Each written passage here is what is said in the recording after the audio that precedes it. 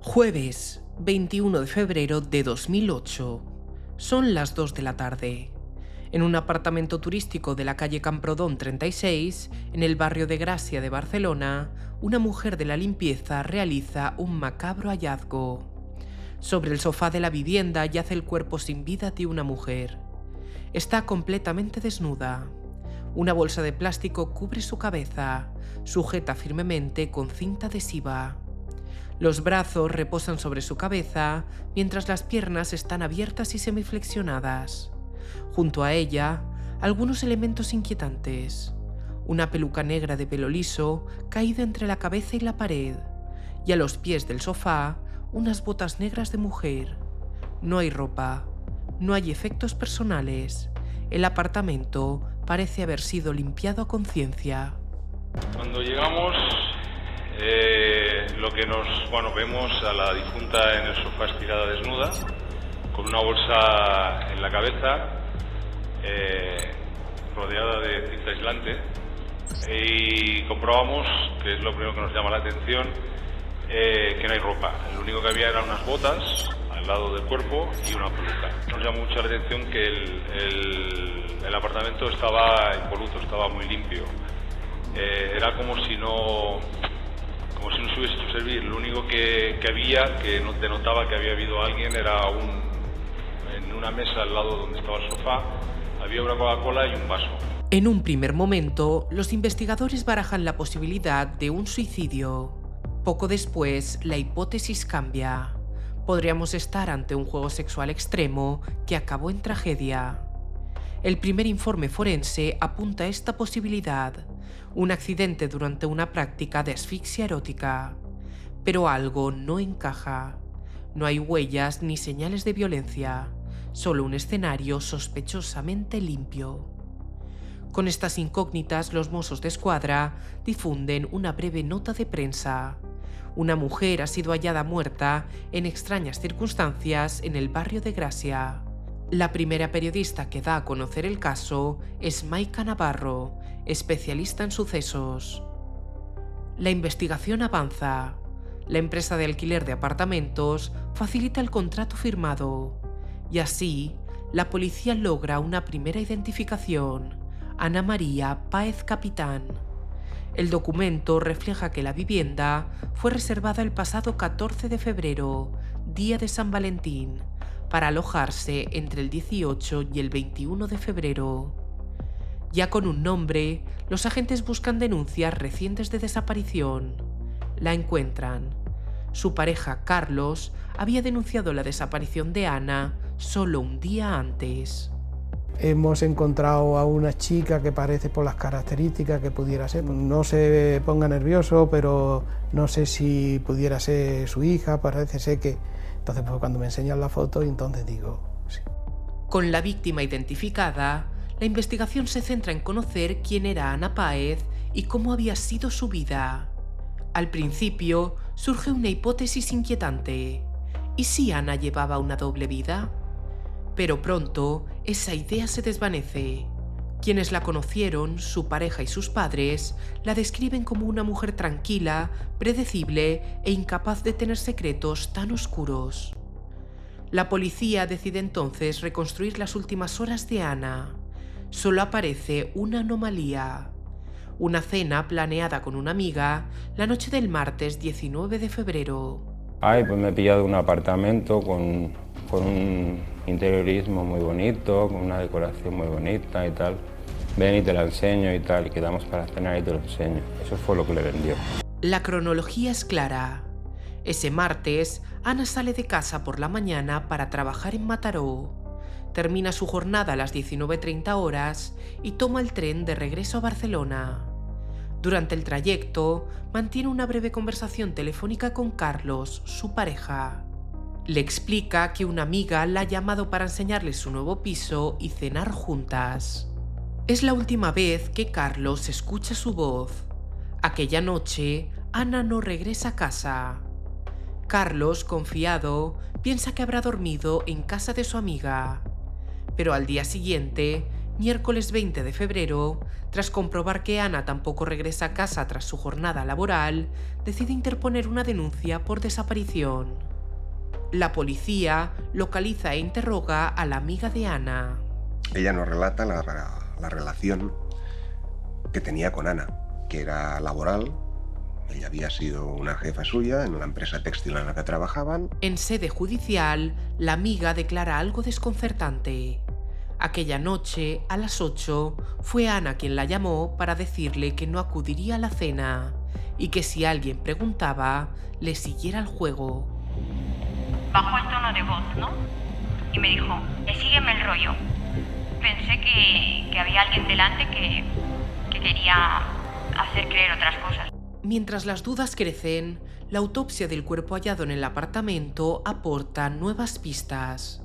La causa de la muerte es clara: asfixia por bolsa de plástico. Pero hay algo más.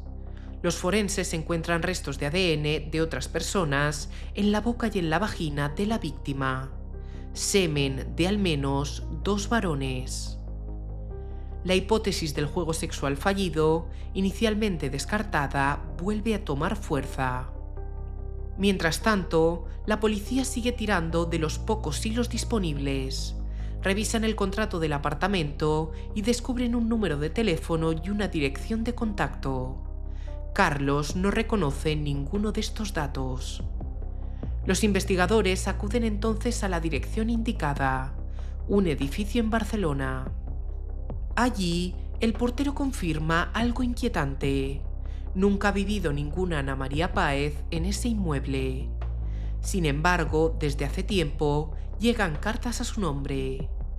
El portero, intrigado, ha guardado 2 de esas cartas, una de un banco y otra de una compañía telefónica.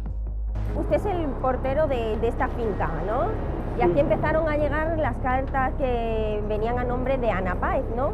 Esta mujer ni la conocíamos, aquí en la finca nadie la conoce, fuera de la finca tampoco nadie la conoce, y fue una casualidad. Nos mandó a nosotros a esta dirección, como fue a podido mandar allí enfrente, allí al lado o en otra parte. Las cartas encontradas por el portero, un contrato de préstamo y una factura de teléfono móvil, refuerzan la sospecha inicial. ¿Llevaba Ana una doble vida? Pero su familia insiste, eso no encaja. Ana no era esa clase de persona. La policía profundiza en los extractos bancarios de Ana. Buscan algún indicio que confirme la teoría. Y entonces descubren algo extraño. El martes 19 de febrero, día de su desaparición, Ana realiza 2 extracciones de efectivo. Una primera a las 9:20 horas de la mañana, de 600 euros. Una segunda ya de noche, a las 20:30 horas, de 120 euros. Pero lo que realmente llama la atención no es la cantidad, sino las imágenes captadas por las cámaras del banco. En el primer reintegro, a las 9:20 horas, se ve a una mujer entrar en la sucursal llevando una peluca negra, sospechosamente similar a la encontrada junto al cuerpo en el apartamento. Cuando Carlos, pareja de Ana, ve esas imágenes, su reacción es inmediata. Esa mujer no es Ana. Pero Carlos la reconoce. Es Angie, una antigua compañera de trabajo de Ana, la misma amiga con la que se suponía que había quedado la noche de su desaparición. Me dicen que me van a enseñar unas fotos y tengo que decirles si es Ana. Y tal y como me las dan, pues le digo no. Esta no es Ana, esta es Angie. Totalmente seguro de lo que estaba viendo, O sea, no tuve ninguna duda. La conexión entre Angie y Ana no termina ahí. Poco después del hallazgo del cuerpo, Angie se presenta en el tanatorio para dar el pésame a la familia. Si no llega a ser porque fue el novio de tu hermana quien la identifica en las cámaras, ¿no? Sí, hay una... Al verla en el tanatorio, en el funeral, y luego la puede reconocer por una grabación de vídeo de una entidad bancaria. Con esta nueva información, los Mossos d'Esquadra llaman de nuevo a declarar a Angie. La familia de Ana ya había sentido una incomodidad con Angie desde el primer momento. El mismo 21 de febrero, tras denunciar la desaparición, los padres de Ana habían buscado a la mujer para hablar con ella, y ésta se había mostrado incómoda. Se molestó porque la llamamos, que quién nos había dado el móvil. Bueno, a la defensiva, yo ¿no? Estaba mi marido hablando con ella y sí, muy muy teatral, y al momento cuando le dije que su hija, que si tenía una hija y que si llevaba 2 días desaparecida, si no se molestaría en buscarla. Entonces parece que cambió la actitud y de pronto empezó déjeme que recuerde, y bueno, y ya empezó a contarnos otra sarta de mentiras, y yo desde aquel momento pues desconfío de ella, que sospeché de ella. Ahora, bajo la presión de las pruebas, Angie amplía su versión. Sí, reconoce que habló con Ana el día 19. Sí, Ana le propuso cenar juntas, pero la mujer asegura que no pudo acudir, pues ese mismo día había viajado hasta Zaragoza para recoger las cenizas de su madre fallecida. Me levanté, llevé a mi hija al colegio, después volví a casa, me arreglé y me fui a Zaragoza. ¿Se fue a Zaragoza? Sí. ¿A qué hora aproximadamente marchó a Zaragoza? ¿A mediodía? ¿Qué? ¿A mediodía? No. ¿Sobre las 12? No, muchísimo antes. Antes. Llegó a Zaragoza. ¿A qué fue a Zaragoza? Fui a recoger las cenizas de mi madre. A recoger las cenizas. La policía sigue el rastro de la coartada de Angie. Confirman que el viaje a Zaragoza existió. El sistema Teletac de autopistas, que permite el paso sin detenerse, registra el trayecto de ida. Sin embargo, no hay constancia del viaje de regreso. Mientras tanto, los investigadores continúan recogiendo cartas en el edificio de la calle Balmes, la dirección que figuraba en el contrato de alquiler. Allí encuentran una carta procedente de la aseguradora AXA. Cuando preguntan a la compañía, la sorpresa es mayúscula. Ana María Páez había contratado un seguro de vida valorado en 150.000 euros. Pero hay un detalle aún más inquietante. En un reconocimiento fotográfico, el personal de AXA identifica como contratante no a Ana, sino a Angie. La imagen de la supuesta asegurada era de la amiga de Ana. Eso sí, en la póliza, la beneficiaria no es Angie, sino una mujer llamada Susana. La policía localiza a esta Susana, quien afirma no conocer de nada a María Ángeles Molina, pero recuerda algo crucial. Había perdido su DNI 3 meses antes del crimen. Corría noviembre de 2007 y Susana acude a una reprografía a hacer unas fotocopias de su documento de identidad. Lo termina olvidando en la tienda y cuando regresa a buscarlo, este ya ha desaparecido. Así es como Angie habría conseguido el DNI de Susana, pero quedaba otra gran incógnita. ¿Cómo había conseguido toda la documentación personal de Ana Páez? La respuesta estaba en su pasado común. Ambas trabajaron juntas en una empresa textil, Promotex. Esta señora ostentaba en la empresa en la que estaban las dos la posición de jefa de los servicios administrativos, de manera que tenía las nóminas, la documentación, los DNI, etcétera, tenía acceso a toda esta documentación. Y bueno, pues parece que a espaldas de la pobre Ana Páez pues se fue urdiendo esta trama. A partir de este hallazgo, la magnitud del fraude empieza a salir a la luz. La policía descubre que Ana Páez tenía contratadas hasta 12 pólizas de seguro de vida, sumando casi 1 millón de euros. Y no solo eso, en un mismo día se llegaron a formalizar hasta 4 créditos bancarios, en sucursales situadas a escasos metros unas de otras. La documentación era perfecta. Todo aparecía a nombre de Ana Páez, pero los empleados de bancos y aseguradoras no tienen dudas. La mujer que se presentó para firmar no era Ana, sino Angie. Concedió un préstamo a una persona que se llamaba Ana Páez. Correcto. La acusada se presentó en la oficina para solicitar una póliza de préstamo. Recuerdo que la póliza de préstamo era de 15.000. ¿Usted nos podría reconocer a la acusada como una persona que se presentó como Ana Páez? ¿Es esta persona que está sentada? Sí. Lo que pasa es que iba con peluca. Desde el primer momento vi que era una peluca. Ella siempre había venido con una media melena negra. Era un corte de pelo como de Cleopatra. Bueno, esta persona llevaba peluca y entonces cambia, sí, se parecía, pero bueno, la firma era correcta. La investigación pone el foco sobre María Ángeles Molina, conocida como Angie. En Barcelona, Angie se mueve entre círculos acomodados. Es una mujer que siempre ha manejado grandes sumas de dinero, coches de alta gama, bolsos de lujo y parejas con un elevado poder adquisitivo. Todo en su vida parece hecho para aparentar éxito. La policía intensifica su vigilancia y es durante uno de estos seguimientos cuando Angie les lleva sin saberlo a un lugar clave, un work center, la misma tienda en la que meses antes Susana, la beneficiaria suplantada, había perdido su DNI. Mientras siguen atando cabos, descubren un error fatal cometido por Angie. En uno de los primeros préstamos que solicita a nombre de Ana Páez, utiliza su propia dirección como domicilio. Con esta pista, la policía decide actuar. Piden colaboración a Carlos, la pareja de Ana. El hombre queda con Angie y durante su conversación le deja caer que la policía tiene imágenes de una mujer entrando en un banco y que esa mujer no es Ana. La reacción de Angie es inmediata. Se marcha apresuradamente del encuentro.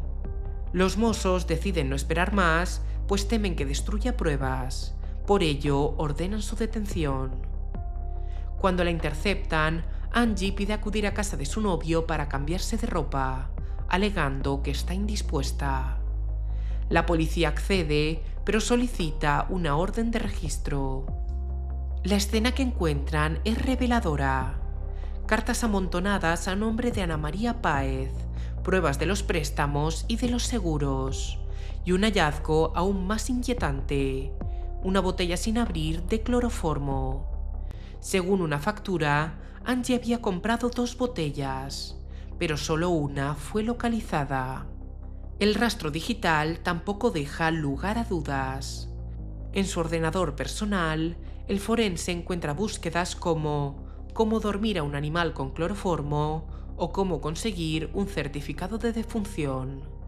Durante el juicio, Angie intentará dar su propia explicación para justificar la presencia de cloroformo en su domicilio.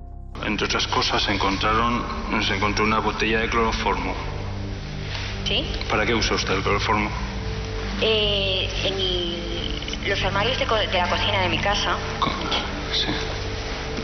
Había uno que estaba estropeado. Vino un carpintero a arreglarlos, ¿no? Entonces me dijo el señor, yo tenía unos candelabros que eran de plata y metraquilato. Entonces uno de esos candelabros estaba roto. Entonces ese señor me dijo que con cloroformo se podía arreglar. Me dijo que si le ponían en la base cloroformo y luego lo ponía se pegaba. ¿Y lo había arreglado? No. Pero la acumulación de pruebas es aplastante. Poco después de su detención, su novio se presenta voluntariamente en comisaría. En sus manos, un sobre con documentos esenciales para la investigación. El DNI de Ana Páez, el DNI de Susana, la beneficiaria falsa del seguro de vida, el pasaporte de Ana y el contrato telefónico utilizado para alquilar el apartamento donde apareció el cadáver. Angie trata de justificar también esta evidencia ante el tribunal. Eso lo explico de la siguiente manera. Ana había venido en alguna ocasión a casa de Miguel y lo había dejado allí. ¿Detrás del lavabo? No, hombre, no, lo había dejado en casa de Miguel. Entonces, como las... ¿Cómo sabía usted que lo había dejado? Porque dejó un sobre. ¿Dejó un sobre? Sí. ¿Y qué hace? ¿Lo pone detrás del lavabo? No. Cuando me llaman y me dicen que ha desaparecido, luego me llama la policía para declarar, yo me asusto y digo, ¿qué hago con esto? Y lo guardé allí. Con las pruebas acumulándose, la policía solicita un informe de localización GPS del teléfono de Angie. El resultado es concluyente.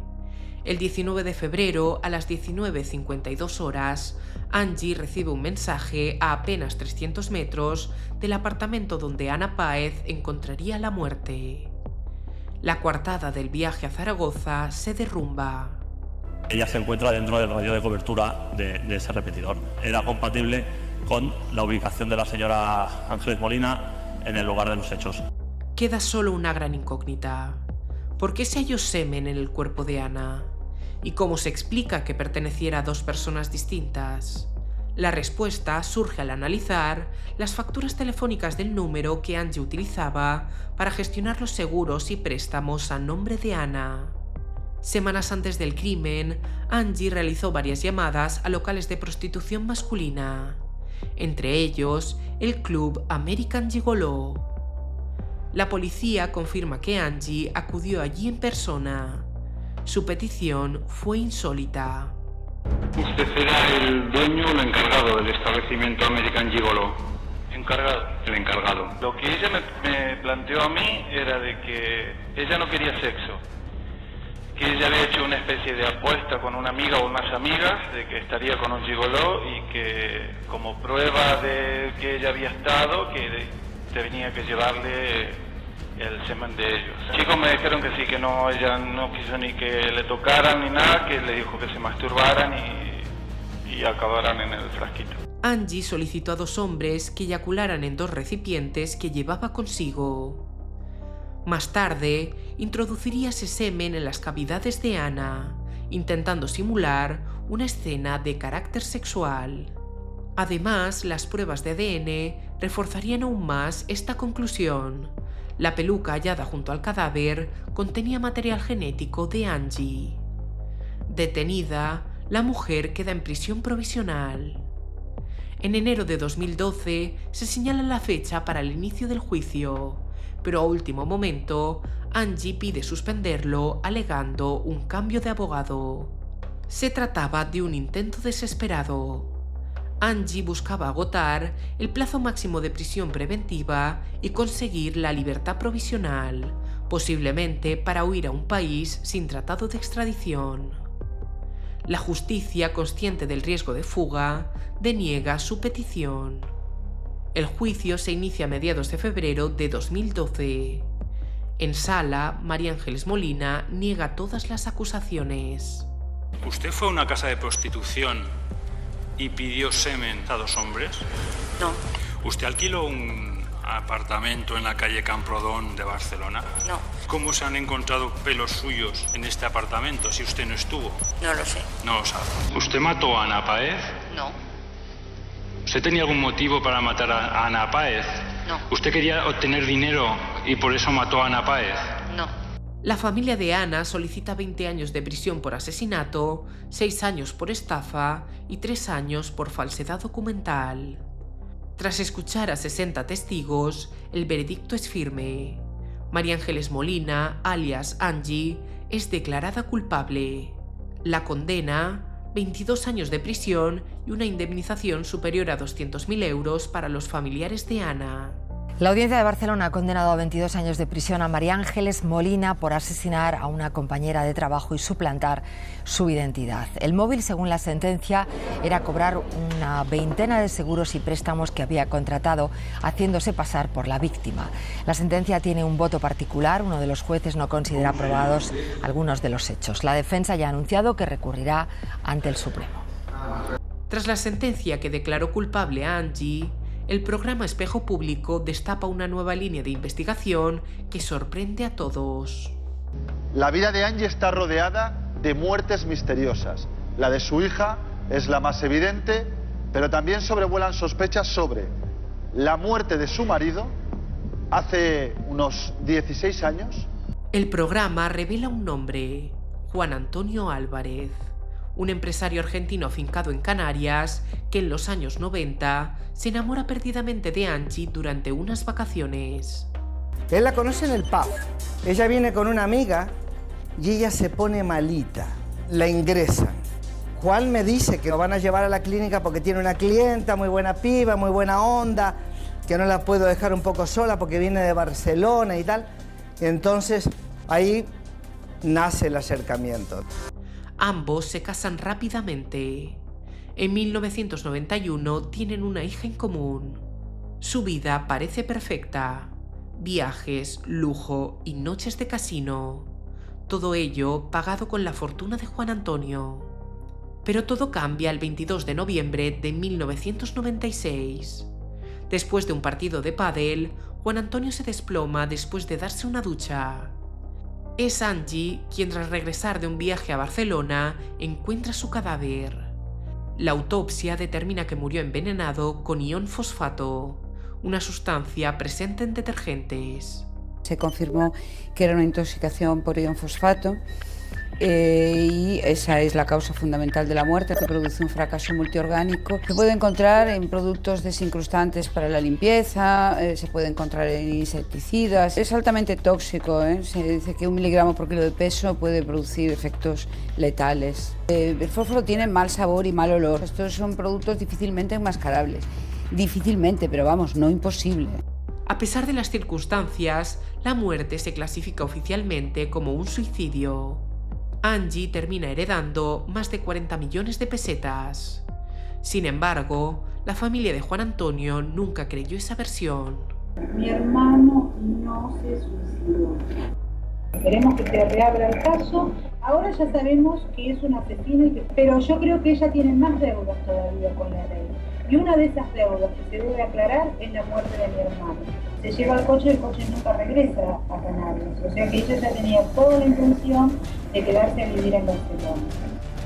Y ya tenía a su hija inscrita en un colegio en Barcelona. Ella había inscrito a la hija en octubre, ¿no? Como un mes antes de la muerte. Sí, exactamente. Su hermana contrata a un criminólogo privado que descubre un dato alarmante.